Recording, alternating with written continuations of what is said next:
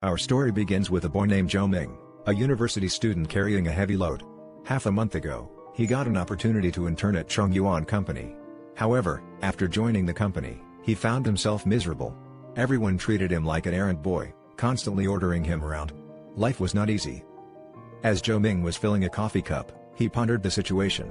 He had hoped to learn a lot as an intern at this company, but the reality shattered his expectations. Just as he was lost in thought, a girl suddenly appeared beside him. She said, "Once in a while, you have to say no. Otherwise, everyone will treat you like a slave, you know?"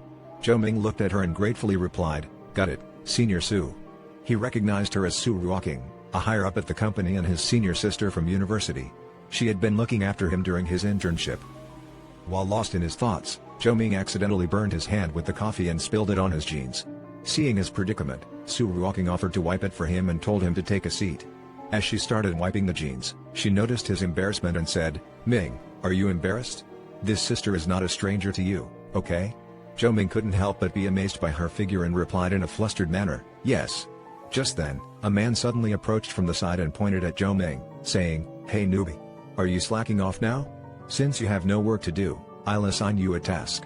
These are some gifts for the autumn festival, and you have to give a gift to each department." Zhou Ming, surprised by the man's request, replied, "That's not my job, right?" The man became angry and retorted, "How dare you? I'm assigning you this task to help you familiarize yourself with each department as soon as possible." Su Ruoqing intervened, offering to accompany Zhou Ming. However, the man dismissed her, instructing her to prepare a report for a meeting and telling Zhou Ming to handle the task alone. Before leaving, Su Ruoqing whispered to Zhou Ming, "Next time, I'll take you out for some drinks. Are you okay with that?" She winked at him. Witnessing this, the man dropped the gifts, accusing Zhou Ming of being slow to react, and left. Zhou Ming, feeling oppressed by the man named Lin Xiang, thought to himself, if it weren't for his need for money, he wouldn't have accepted this job. As he was picking up the gifts, he received a notification on his phone. Taking it out, he saw an advertisement that read, "Are you tired of being oppressed? Are you tired of feeling powerless? Are you willing to put your life on the line?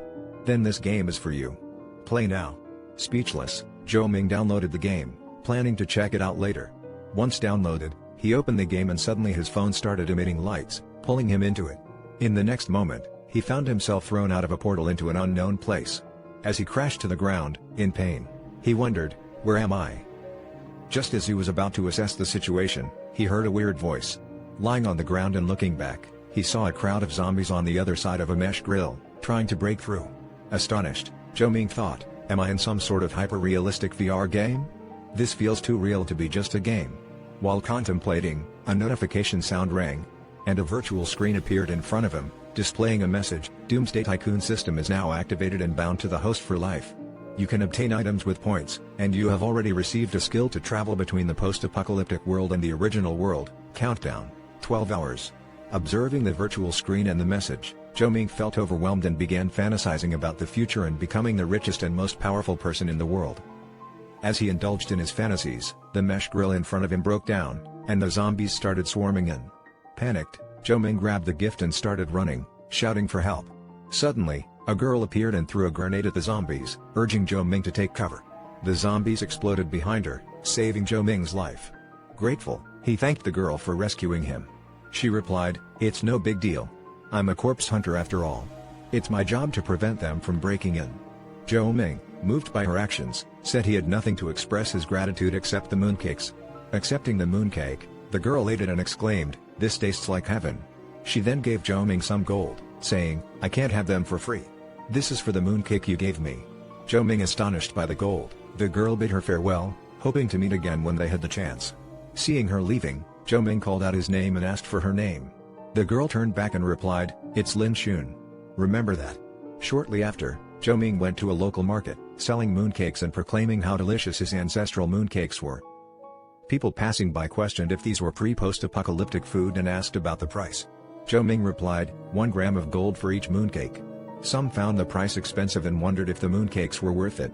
However, one man decided to buy half a mooncake. Observing the purchase, others commented on how rich the man was and how mercenaries were willing to spend their money. As they tasted the mooncakes, they too felt the heavenly flavor and couldn't help but praise it. Encouraged by the positive response, Zhou Ming sold all the mooncakes, earning 600 grams of gold. Excited, he thought, If this continues, I'll be able to cover 2 or 3 years worth of salary and even live in a luxurious suite. Suddenly, a person approached from behind, pointing a knife at Zhou Ming's waist, demanding that he hand over everything he had. Fearful, Zhou Ming wondered what he should do. Did he have to give up everything he had worked so hard to earn? As he hesitated, the person changed their mind and said, "Screw it. Letting you live will lead to problems in the future. Just die." Preparing to strike, Zhou Ming anxiously exclaimed, "Teleport me now." As the teleportation countdown was over, he vanished from the spot, leaving the person confused. In the next moment, a portal appeared, transporting Zhou Ming back to the original world. Exhausted, he expressed relief, grateful that the cool-down period had ended. After some time, he took out the gold and excitedly realized he had made a considerable amount of money with just a few mooncakes. With 12 hours left before he could return to the other world, he decided to stock up on more. Later, inside the office, Lin Xiong pointed at Zhou Ming and said, "I told you to deliver the gifts, but you didn't. Do you think I'll let you off?" Zhou Ming replied, "That is not my job. I came here to gain experience, not to be an errand boy," and left. Su Ruoking approached him and asked, "Why did you change all of a sudden?" Zhou Ming looked at her and replied, "Isn't this what you taught me?" While thinking to himself, money really is a man's confidence. Having so much money gave me the guts to fend for myself. Glancing at his watch, he realized it was almost time. In the next scene, Zhou Ming appeared out of the portal and said to himself, "With this much canned beef, I'll definitely earn a lot of money."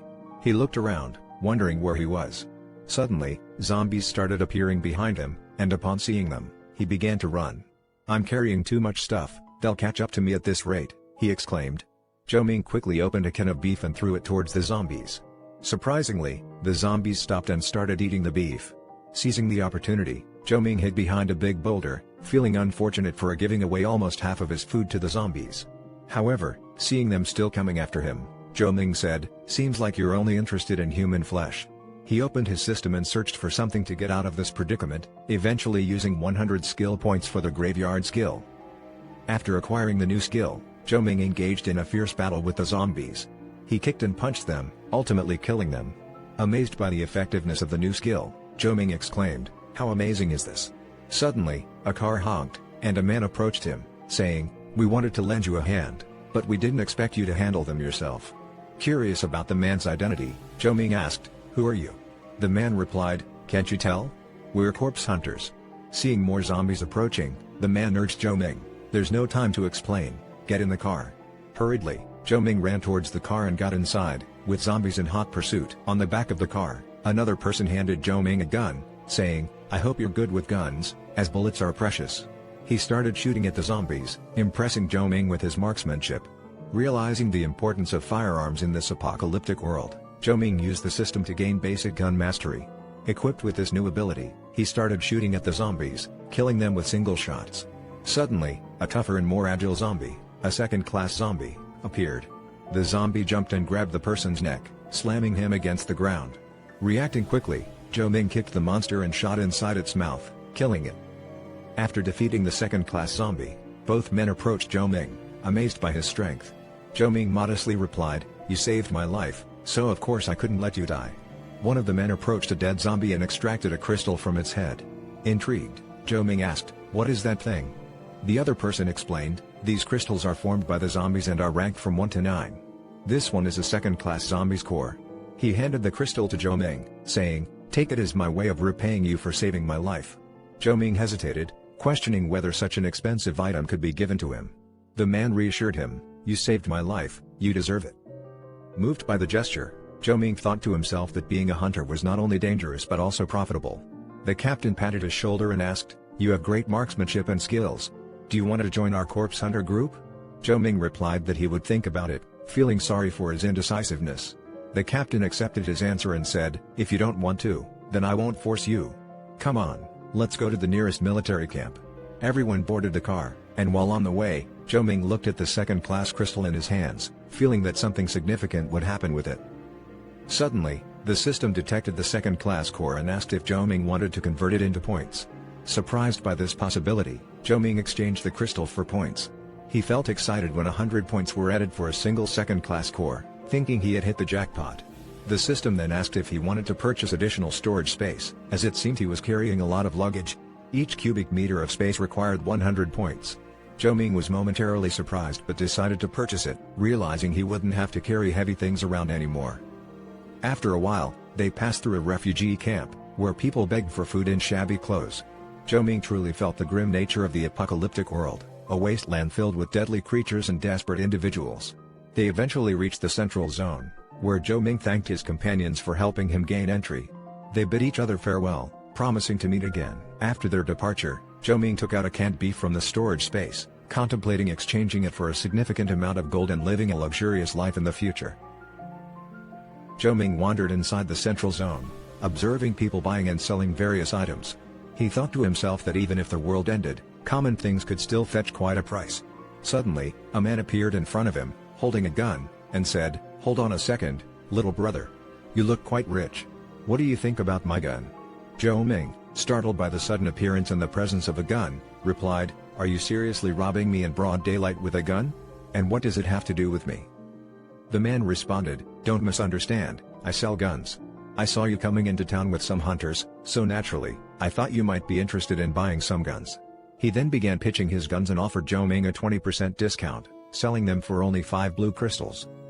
Zhou Ming calmly replied, stating that he didn't have any blue crystals but had something more valuable than crystals or gold.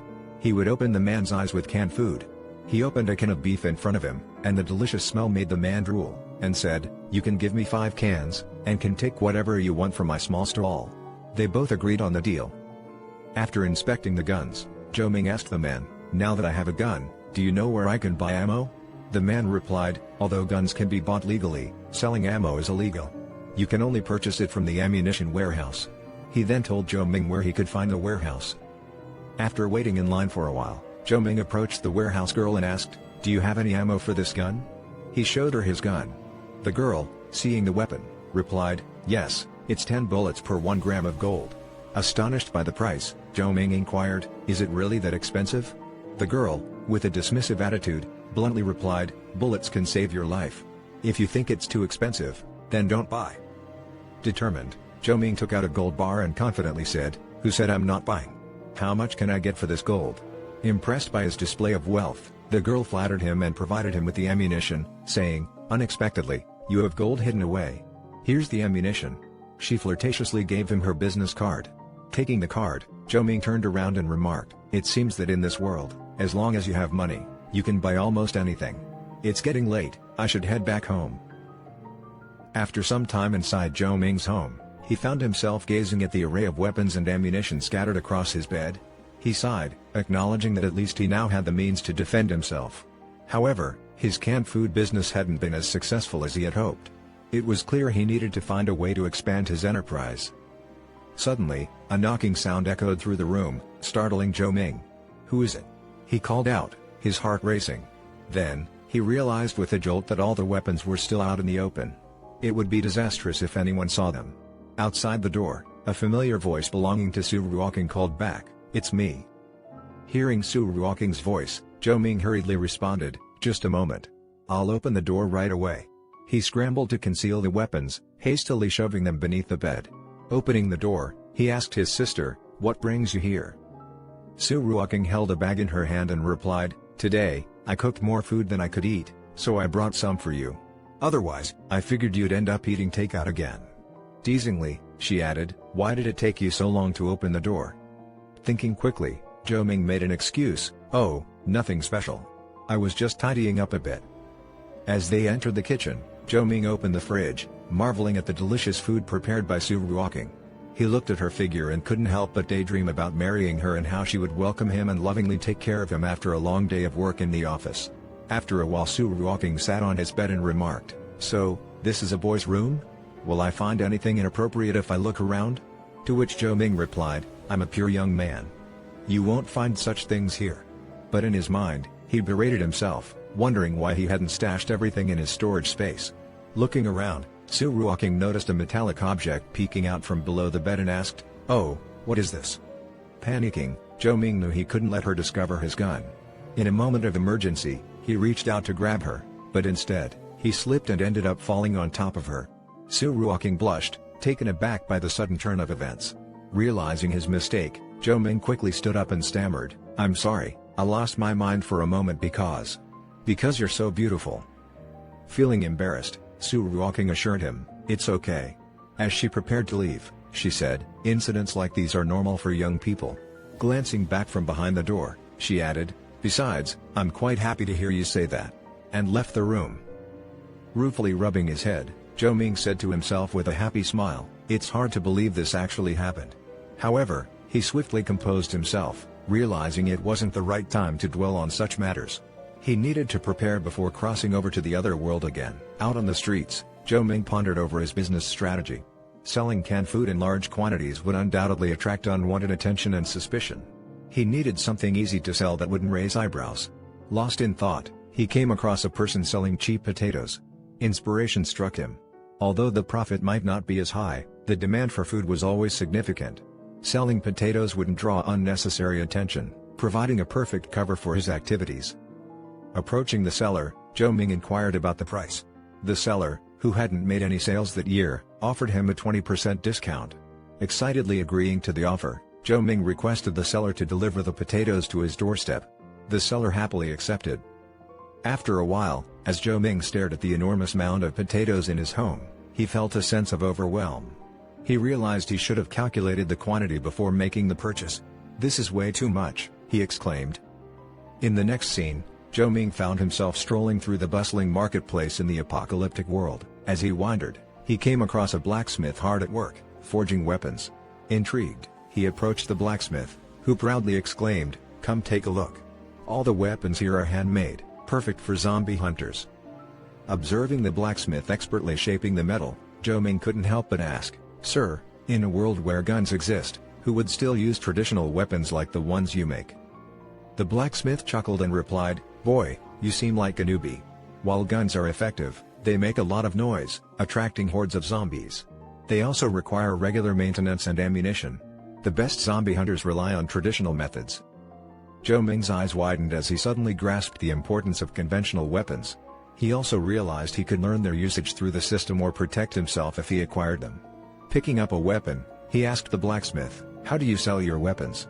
Do you accept gold or crystals?" The blacksmith shook his head and said, "I only accept food as payment, nothing else."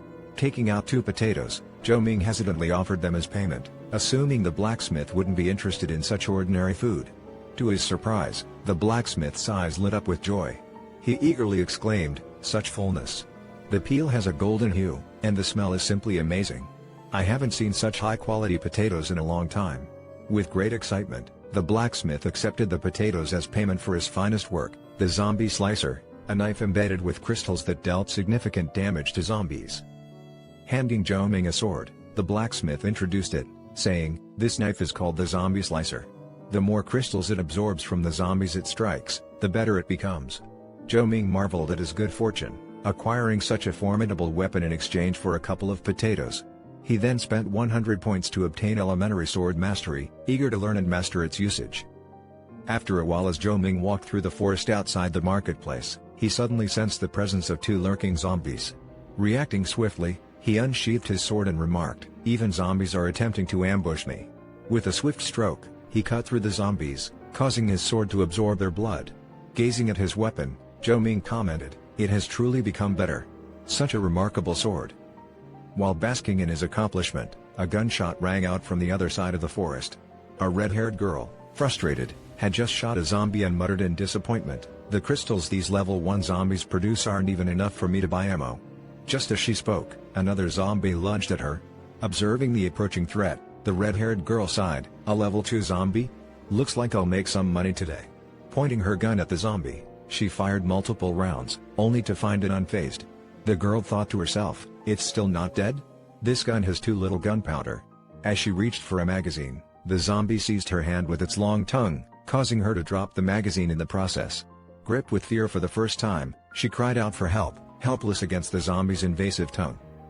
Suddenly, Zhou Ming appeared from the side, wielding his sword and swiftly slicing through the zombie's tongue. Seizing the opportunity, he attempted to finish off the zombie in one strike, but to his surprise, the creature quickly regenerated its tongue and emitted a screech. It grabbed Zhou Ming's sword with its tongue and flung it away, laughing menacingly.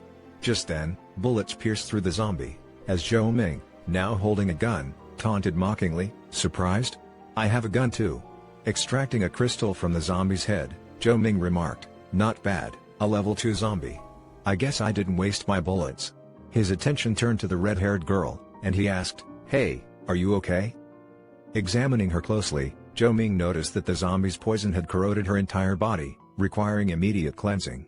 They made their way to a nearby river, and when the girl regained consciousness, she found herself with her upper body exposed, wearing only a shirt. Confused and shocked, she exclaimed, "How did it come to this?" At that moment, Zhou Ming approached, shirtless, and introduced himself. The girl, filled with anger, hurled a stone at him, demanding to know what he had done to her. Catching the stone, Zhou Ming felt embarrassed and explained, "Your body was completely covered in poison from the zombie. If I hadn't helped you wash it off, you'd be dead by now." Covering her face, the girl inquired, "So, you touched my entire body?" With a hint of shyness, Zhou Ming reassured her, "Don't worry, only your upper half." Feeling wronged, the girl grumbled in her thoughts, "DCH, he's seen me naked." Witnessing her distress, Zhou Ming offered her 2 potatoes as compensation. Angrily, she retorted, "Is my body only worth 2 potatoes?" Taking a bite, however, she joyously exclaimed, "These are tasty." Observing her delight, Zhou Ming presented a sauce packet and suggested, "Why eat them plain when you can enhance the taste? Here, add some sauce." Doubtful, the girl asked, "Isn't sauce non-existent since the apocalypse? I heard it ran out instantly because it tasted so good. I never thought I'd taste it one day." With a bite, she savored its deliciousness. Hearing her words, Zhou Ming fell into deep thought. She was right. Since the apocalypse, all manufacturing companies had ceased operations, making sauce a rare and valuable commodity. This realization sparked an idea in Zhou Ming's mind, a way to make money. Just then, the girl asked if she could buy the remaining sauce from him. Perplexed, Zhou Ming gave her a bottle, assuring her that she could have it all. Suspicious of his generosity, the girl wondered who he really was. After all, one bottle of sauce was worth at least 10 pieces of gold, yet he had given it away so easily. With a mischievous smile, Zhou Ming asked if she wanted to continue enjoying such good food in the future. Excitedly, she replied, but expressed her inability to afford it. Grabbing her shoulder, Zhou Ming grinned and said, "You can use other things to exchange, like your body." Feeling shy and confused, she pushed Zhou Ming away. While trying to conceal her chest with her hands, she declared loudly, "I won't sell my body for food and money.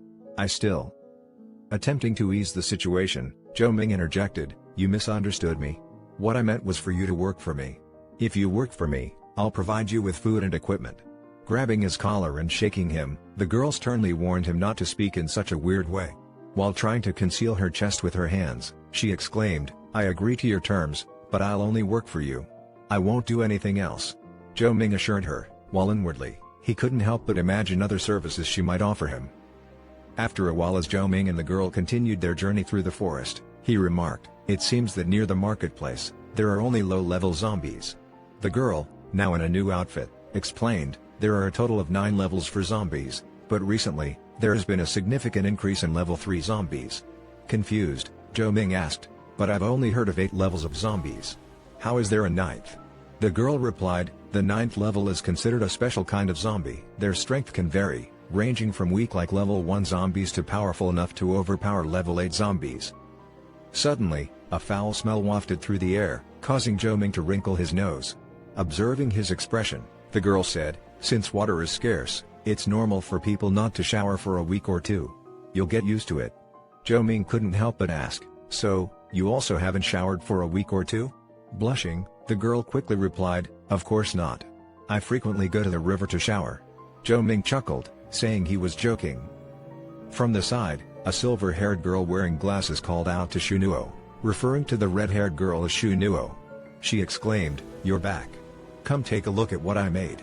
Running toward her, Shunuo asked, "Did the people from the Starving Wolf gang come to cause trouble today?" The silver-haired girl replied, "There's nothing valuable left here for them to take anyway." As she spoke, Zhou Ming noticed her fainting and quickly caught her, gently laying her on the ground. Concerned, he asked if she was okay. Weakly, she replied, "I'm so hungry." Responding to her plea, Zhou Ming handed her a potato to eat. As she devoured it, her eyes lit up with gratitude. Curious, Zhou Ming inquired about the girl's identity. Shu Nuo explained, "I think she's a neighbor." Licking her lips, the girl introduced herself as Wen Wen, a programmer. Shu Nuo scoffed, remarking that there was no functioning internet in their world anymore, rendering Wen Wen's programming skills useless. Sulking, Wen Wen admitted, You're right. No matter how good my programming skills are, they probably wouldn't even be worth a few potatoes." From the side, Zhou Ming encouraged her to continue pursuing her programming, expressing his interest and potential willingness to purchase her work. He pondered the advanced technology present in this post-apocalyptic era, recognizing the hidden talents and potential business opportunities that could arise. Wen then produced a USB drive, explaining that it contained all the data she had collected over the years for her program, the End of the World Encyclopedia. It encompassed information about monsters, geography, resource-related issues, and even offered data analysis capabilities. Intrigued by the program's potential, Zhou Ming asked if it was truly as powerful as she claimed. Clutching the USB drive affectionately, Wen sighed, admitting that it was still a semi-finished product. To complete the full version, she would require more time and additional manpower. Resigned, she agreed with Xu Nuo's suggestion that she should give up on her dream and become a corpse hunter. Taking hold of Wen's shoulders, Zhou Ming proposed a deal. If he provided her with food and ensured her safety, could she find others to assist her in completing the project? Eagerly seizing the opportunity, Wen replied, "Of course. I know some other programmers. As long as you can provide food, all the research results will be yours." And they struck a deal, sealing their agreement. Observing the scene unfold, Xu Nuo snorted and remarked, "If I had all that food, I could also find plenty of helpers and form a hunter's clan." Excited by the prospect, Zhou Ming exclaimed, "That's exactly what I was thinking. If you can gather enough people to join our clan, you'll have access to food, complete equipment, and even the opportunity to become the leader." Xu Nuo's eyes sparkled with excitement, and she couldn't contain her joy as she hugged Zhou Ming, exclaiming how amazing he was. Determined, while leaving she declared, "Just wait, I'll return with people as soon as possible." Half an hour later, Xu Nuo returned with a group of people. Zhou Ming glanced at them and asked, "Are these all the corpse hunters you found?" Xu Nuo patted her chest proudly and replied, "They're all incredibly skilled. If they're well fed, they'll become even better." Zhou Ming took out a large quantity of potatoes and declared, "I come from a faraway place, and I never lie. If you help me, we're brothers. You'll be fed, and the more you work, the more food you'll receive." Whispering among themselves, one of the hunters skeptically remarked, "It sounds nice, but once they encounter zombies, they'll be so scared that they'll probably soil their pants." The other hunter responded, "Ignore him. We can just take the food and leave." Suddenly, a bullet whizzed past them, hitting a tree with a loud bang. Fear gripped both hunters as Zhou Ming, with a gun in hand and smoke emanating from it, adopted a serious tone. He warned them, "If any of you are planning something, don't blame me for not being nice." The other people in the group expressed their happiness, grateful that they would finally have enough food to avoid starvation. They promised to follow Zhou Ming and called him their boss. Hearing their words, Zhou Ming proudly declared, "If I have food, so do you." He led his team to acquire the necessary equipment. After some time, a couple of zombies could be seen walking hand in hand in the forest. Suddenly, bullets pierced through them. Observing the wasteful shooting, Zhou Ming criticized, "Just aim for their heads. The way you're shooting is such a waste of ammunition." At that moment, a burly man wielding a sword angrily exclaimed, "Who dares to shoot in our starving wolf clan's territory?" He glared at Xu Nuo and grew even more furious. He warned her, "It's you again. I've warned you before, you can't shoot prey in my territory, or else." Xu Nuo responded confidently, "Or what?" Meanwhile, Zhou Ming's teammates pointed their guns at the enraged man, preparing for any confrontation that might arise. The members of the wolf clan arrived, pointing their guns at Zhou Ming and his group. The leader of the clan sneered, referring to them as rubbish refugees, and insinuated that merely possessing weapons wouldn't change their situation. He demanded that they hand over their weapons obediently, implying that he might let them go. In response, Zhou Ming retorted, "Did your mommy never teach you that pointing a gun at someone while talking to them is really rude?" With a swift motion, he drew his sword and chopped down on the man's right hand, causing the man to fall on his knees, screaming in pain. Pointing his sword at the wolf clan members, Zhou Ming sternly warned them to return and inform their boss that refugees like them wouldn't be belittled. Enraged, the man declared that Zhou Ming was determined to challenge the starving wolf gang. He boasted about their boss's strength and their ability to take down mutant zombies, predicting a miserable death for Zhou Ming and his group. He intended to leave the scene, instructing his people to report to their boss. However, Zhou Ming stood firm, preventing their departure. He declared that they were not individuals who could be easily bullied. He demanded that they surrender everything they had. Angered by the demand, the man vehemently refused, stating that they would not tolerate humiliation. Yet, after receiving a sound beating, They reluctantly handed over their belongings and begged for mercy, pleading for their lives. Observing their defeated state, Zhou Ming remarked, "Since you all used to bully the weak, we'll consider this as repayment for your past actions." With that, he dismissed them, allowing them to leave. Inside the headquarters of the starving wolf clan, the man whose hand had been chopped knelt before the mighty clan leader, who sat in a commanding position. The man recounted how their territory had been taken and how the interloper had belittled the clan leader, claiming he was lazy and useless, declaring that he wasn't even on the same level and that he was no match for him. Rising from his chair, the clan leader asserted, "Even if you beat a dog, you should know who its owner is." He patted the man's shoulder, assuring him that he wouldn't let anyone who looked down upon their starving wolf clan escape unharmed. Filled with confidence, the man with the chopped hand implored the clan leader to seek revenge on their behalf. However, gazing down at him, the clan leader spoke in a great voice, "But you got so scared that you gave up all of your equipment without even putting up a fight. Our clan doesn't need useless people like you." Despite the man's pleas, the clan leader proceeded to kill him. On the other side, amid cheers, Zhou Ming expressed his joy, "Today, we've gathered a lot of things. Thank you all for your hard work. Eat well and drink well, it's all on me tonight." The group began celebrating their hard-fought victory. The next morning, as Zhou Ming woke up, he groaned with a headache, realizing he must have consumed a considerable amount of alcohol the previous night. Suddenly, he felt a hand on him, only to discover that it was Shu Nuo murmuring in her sleep, mumbling, "One more, let's continue." Shu Nuo, still half awake, rubbed her eyes and exclaimed, "I haven't drunk this much in so long." Looking at Shu Nuo, who was half naked, Zhou Ming felt shy and didn't know what to say. Suddenly, Shu Nuo turned her gaze towards Zhou Ming and made a cat-like face, further adding to his awkwardness. Shaking Zhou Ming angrily, Shu Nuo demanded to know what he had done to her the previous night. Feebly, Zhou Ming replied, "I drank too much, I can't remember." Just then, Wen entered the tent, announcing that she had completed the program Zhou Ming had asked her to make. Upon seeing Shu Nuo on top of Zhou Ming, completely naked, Wen asked if she had come at the wrong time. Both Shu Nuo and Zhou Ming hurriedly denied any wrongdoing, flustered as they tried to explain that there was nothing going on between them. However, their reactions only made it more apparent. Seeing their embarrassment, Wen smiled and reassured them, saying that she knew they were both heavily intoxicated and that there was only one bed in the tent, so she had simply put them together. Standing up while covering her chest, Shu Nuo asked shyly why they weren't wearing any clothes. Wen shrugged and replied, "You two were puking everywhere, so of course she had to take them off." Pinching Wen's cheeks, Shu Nuo said, "You could have left my bra on. I knew you were doing it on purpose." Feeling apologetic, Wen apologized for her actions. After a while, Wen proudly handed Zhou Ming a USB drive, saying that it contained the program he had requested. She remarked that it was practical and easy to use, even for a dummy. Hearing her comment, Zhou Ming jokingly responded, "Are you saying that I'm a dummy? I do no basic programming, you know." Smiling, Wen clarified, "I never said that," and then asked, "But in the end of the world, what use is it?" Confidently, Zhou Ming took the USB drive and replied, "Don't worry, I have a superpower." In the next moment, back in the real world inside the office, Zhou Ming's superior, Lin Xiang, gave him an order and sent him a document, warning him to complete it before leaving the office, or else it would be deducted from his bonus. Irritated by Lin Xiang, Zhou Ming simply responded with, "I know."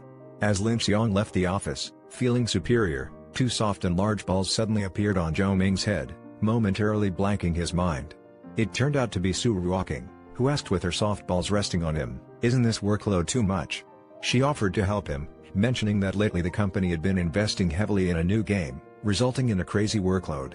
Shyly, Zhou Ming replied, "No need, I can do it myself." As Su Ruoking left, she told him that if he needed any assistance, he could ask her anytime. With a sense of pride, Zhou Ming took out the USB drive, declaring, "Let's see just how powerful this thing Wen made." Swimming through the strings of data, Zhou Ming exclaimed with joy, "Wow, that was so fast. It'll probably only take a few minutes to finish the entire process." As he examined the data, he realized that the program even had the capability to hack into other people's computers. Curious to see what others were up to, he decided to take a look. On the other side, a man could be seen ogling at provocative pictures, with a nosebleed. Zhou Ming commented, "DCH, Ching is looking at girls again." Returning his attention to the screen, Zhou Ming made an intriguing discovery. Lin Xiang, their superior, was engaged in discussions with employees from a rival company. It became clear why Lin Xiang had been acting suspiciously. Zhou Ming thought about exposing his fraudulent actions and putting an end to his schemes. 2 hours later, Lin Xiang ordered all the interns to stay, claiming that he had some supervision to do. This announcement left the interns feeling frustrated and disheartened as they complained among themselves. Standing before Lin Xiang, Zhou Ming boldly questioned the ethics of forcing everyone to shoulder his personal workload. Infuriated, Lin Xiang retorted, asking Zhou Ming what he was insinuating and if he had any proof. In response, Zhou Ming simply threw the proof into the air and stated, "Everyone, look for yourself." As they examined the evidence, anger welled up among the interns. They expressed their grievances about Lin Xiang's collaboration with the rival company in making them do their work. Incensed, Lin Xiang pointed at them and dared to threaten them, belittling them as mere interns. He questioned what they could possibly do to him. Amidst the commotion, a man of authority appeared behind Lin Xiang, holding proof in his hand. He calmly asked, "Tell me, what do you think I can do to you?" This sudden presence startled Lin Xiang, who felt fear for the first time. He stammered, attempting to explain that it wasn't what it looked like, but the chief didn't listen. Having already reviewed the evidence, the chief declared Lin Xiang guilty.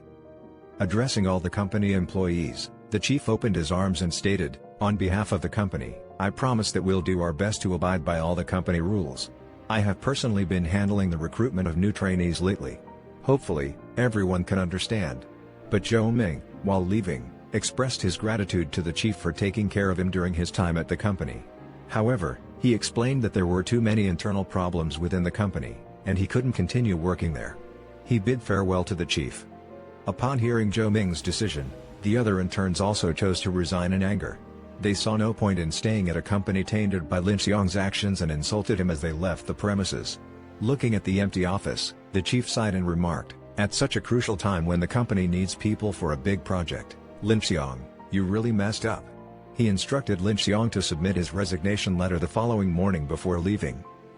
Lin Xiang knelt on the floor, consumed by regret for his choices. Outside the office, Zhou Ming addressed everyone and apologized, explaining that the issue was between him and Lin Xiang. He never expected that they would all resign alongside him. In response, the interns stated that they had been enduring Lin Xiang's behavior for a long time, and it would only cause them further suffering to remain. Sighing, one of the interns expressed concern about finding a new job, as it was not an easy task, and they didn't know how long it would take. Zhou Ming reassured them, patting his chest confidently, "Actually, I have some money with me, and I'm also considering starting a company. If any of you need help, you're all welcome to come and work with me." Their spirits lifted, and the interns cheered, eagerly anticipating the opportunity to work for Zhou Ming's future company. They headed out to enjoy themselves, grabbing drinks and celebrating while they could. The next day in the apocalyptic world, Zhou Ming stood outside his tent, lost in thought. He realized that merely making money by reselling goods was not a sustainable long-term solution. Now that they had amassed a certain amount of capital, it was better to gather people and start their own company, creating something lasting amidst the chaos. Suddenly, he heard a loud voice calling out, "Boss! Bad news!" Turning around, Zhou saw two members of his team racing towards him on a bike. One of them urgently exclaimed, "Sister Shu Nuo is in danger." Urging them to calm down, Zhou inquired, "What happened?" Dismounting the bike, one of them spoke with agitation, "Remember when we offended the starving wolf gang? Well, a group of bandits attacked us while Shu Nuo and the others were out buying supplies. In order to protect us, Shu Nuo bravely drove into the bandits and led them into the forest to distract them." Taking a seat on the bike and revving the engine, Zhou instructed them to return to the base and call for help while he rushed to save Shu Nuo. Accelerating onto the road, he felt a surge of determination. The starving wolf gang is truly infuriating, he thought. He never expected them to strike when he was absent. "Hold on, Shu Nuo. I'm coming," he exclaimed as he sped towards the forest. On the other side, a car could be seen maneuvering through the dense forest, pursued by a group of bikers. One of them jeered, "This is our territory. You think you can escape? Dream on." Inside the car, Shu Nuo seethed with anger. "This can't be real," she muttered to herself. Suddenly, the bikers swarmed the car, forcing it to a stop. "Hey there, pretty lady. Where do you think you're going?" One of the bikers taunted, brandishing their weapons. Another smirked and suggested, "Let's take her back to her boss." Just as tension filled the air, an explosion erupted behind the bikers, leaving them startled and fearful. One of them nervously questioned, "Did the car just explode?" Confusion hung in the air as something struck one of their heads. Desperately searching for the source, the remaining biker trembled, pointing and stammering, "That's not a toy. It's..." Before he could finish his sentence, a bomb detonated on his head, showering the area with grisly remains. From the side emerged a cute little girl with beautiful silver hair, her name Tina. With an adorable smile, she cheerfully addressed the bandits. "How could you guys bully a girl like that?" She made a scary face while holding a cute bomb in her hand. She threw it towards them, exclaiming, "I absolutely love exploding bad guys like you the most." The bomb detonated, scattering the dismembered bodies of the bandits through the air. Brimming with delight, Tina gleefully expressed, "When fighting against bad guys, you must always use extremely big firepower." Stepping out of the car, Shunuo couldn't contain her joy. "Tina, it's you," she exclaimed, rushing towards her. Tina, equally thrilled, grabbed Shunuo's arm and exclaimed, "I was just passing by, blowing up a bunch of zombies, and who would have thought I'd stumble upon you here?" Concerned, she asked, "Are you okay?" Overwhelmed with relief, Shunuo replied, "I finally managed to escape." Grateful tears welled up in her eyes as she thanked Tina for saving her life. The two embraced each other tightly, a heartwarming moment of pure happiness amidst the harsh realities of their apocalyptic world. Emerging from behind a tree, a shadowy figure made itself known. "I never expected you to possess such power after awakening," the figure remarked with surprise. In that desolate place, encountering another awakened individual was beyond their expectations. Stepping out of the shadows, the figure revealed himself to be none other than the clan leader of the Starving Wolf clan. "It appears that the world is truly small," he mused, contemplating the unexpected meeting. In the dimly lit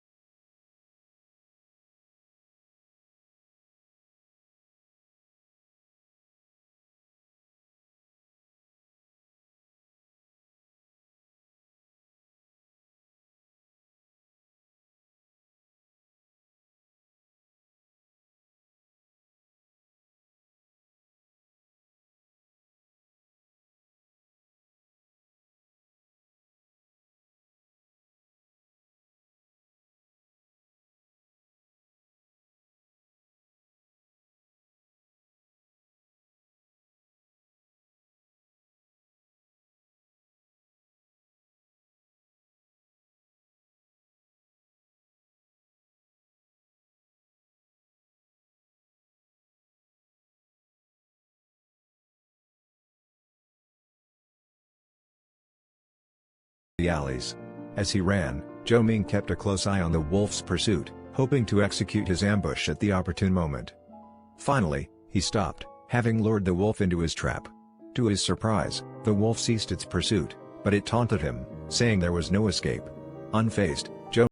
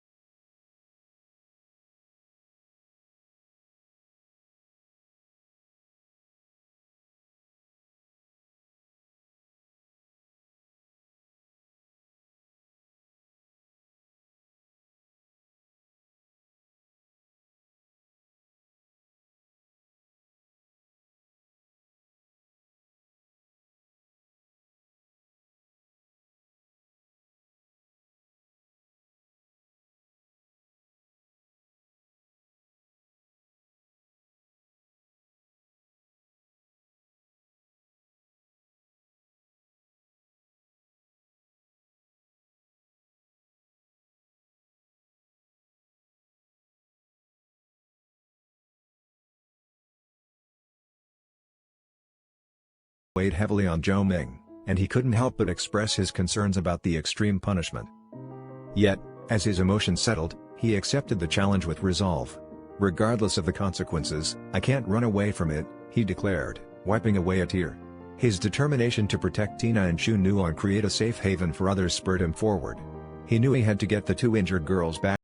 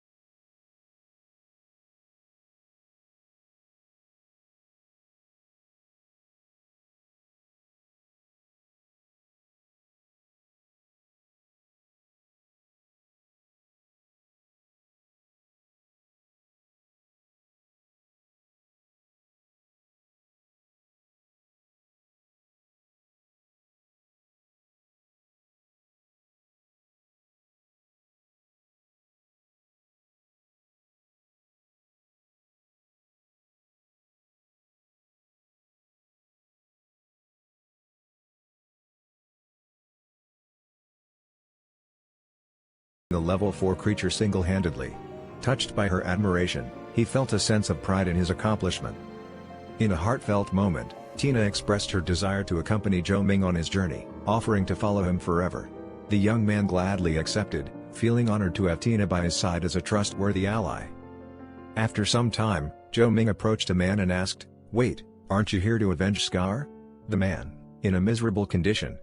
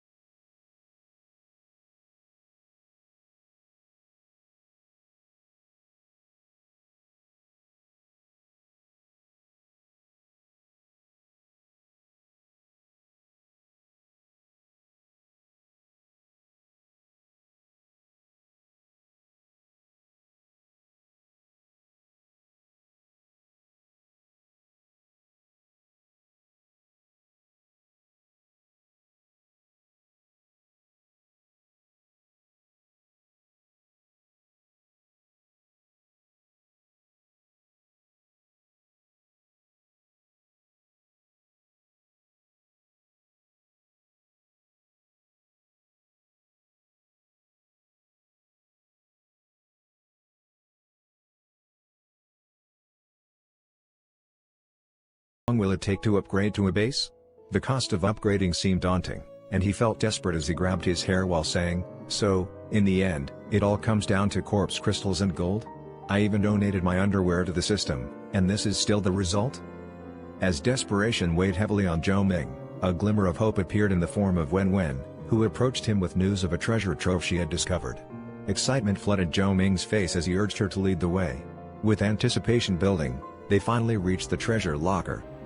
Wen Wen skillfully tinkered with the lock, and both Zhou Ming and the safe seemed to resonate with the belief that immense riches were hidden within.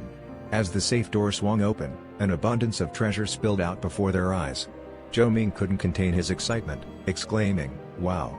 There really are a lot of treasures here. We're rich." But amidst the joy, Wen Wen couldn't shake off her anxiety. She reminded Zhou Ming that the most significant problem with their current base was the severe shortage of manpower. While they now had wealth, a stronger force could easily target them, leaving them vulnerable and unable to defend themselves.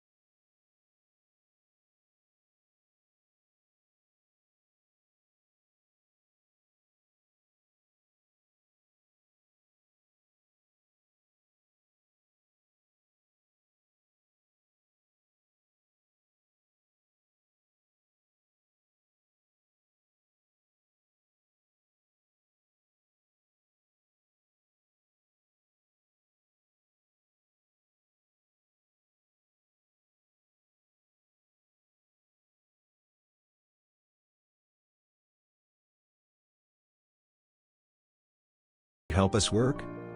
Zhou Ming admitted that controlling them was a challenging task, especially multiple zombies simultaneously. However, their hopes were reignited when Wen Wen stepped forward, recalling an invention she had created earlier. She revealed a futuristic device with two brainwave chips, one gray and one green. The ingenious contraption allowed them to transmit and receive brain waves, enabling direct control over the zombies using the headgear. Curiosity piqued, Zhou Ming tried the headgear on himself, connecting to one of the zombies. He marveled at the smooth and precise movements he experienced while controlling the undead. However,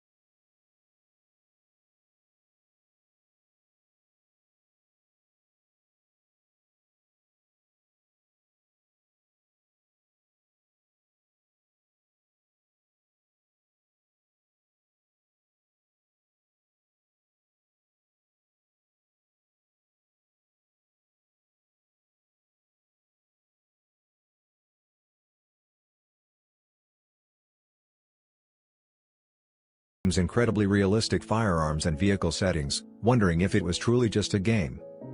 Another scene showed a well-known streamer named Eggplant receiving a courier delivery, containing the coveted headgear for internal testing. She excitedly informed her viewers and promised to check the game's quality herself. As she put on the headgear, she was transported to an apocalyptic world filled with zombies. Zhou Ming, holding a photo of her, confirmed that her in-game appearance perfectly matched the image. Soon, All those selected for the beta testing assembled in the apocalyptic world. Shu Nuo noticed that the zombies' faces looked eerily familiar, resembling the characters from the promotional video they had shot before. Suspicious, she asked Zhou Ming if he had some peculiar hobby. Nervously, he denied any such intentions, instructing her to wait and watch. In his mind, Zhou Ming revealed his master plan, disguising the apocalyptic scenario as a holographic simulation within an online game. He intended to entice players using the game's PV and then have them enter the game as resurrected zombies. He had gathered qualifying applications from players.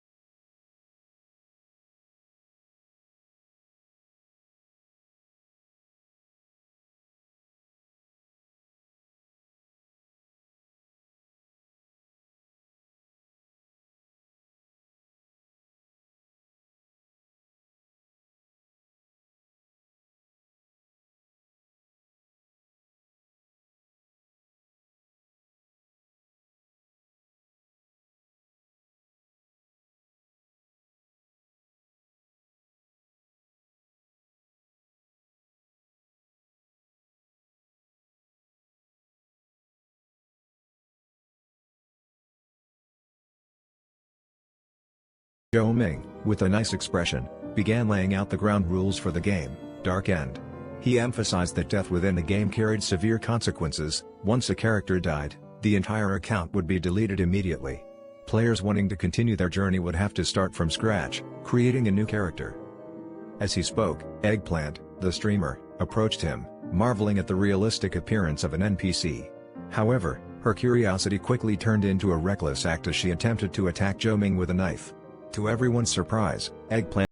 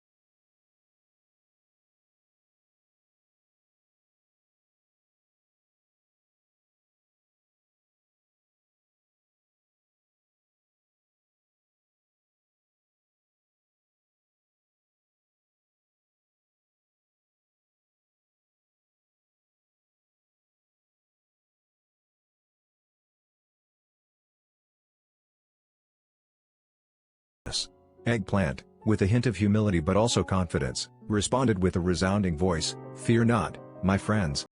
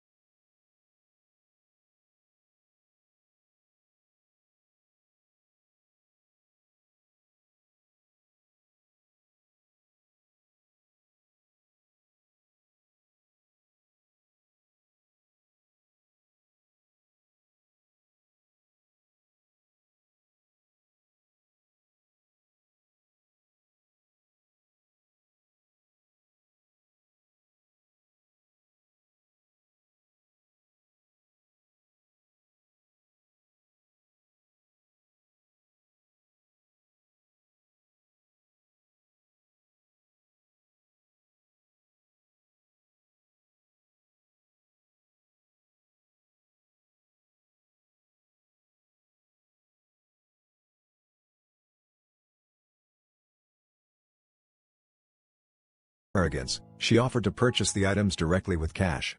She even taunted Zhou Ming.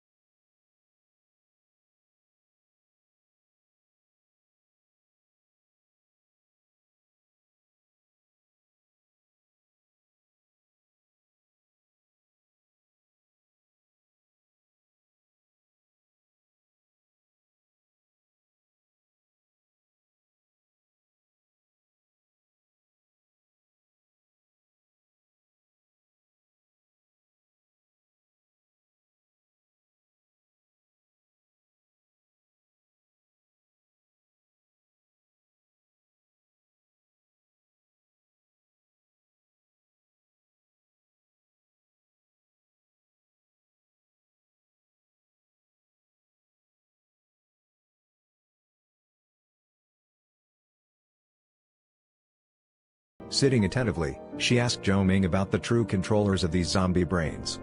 She had an inkling that there was more to this story than he was letting on. Zhou Ming pondered for a moment, realizing that he couldn't hide the truth from a clever girl like Wen Wen. He still tried to hide this while saying that some wealthy and influential individuals in the settlement were the ones controlling the zombie brains. Their wealth and ample leisure time led them to indulge in this macabre form of amusement.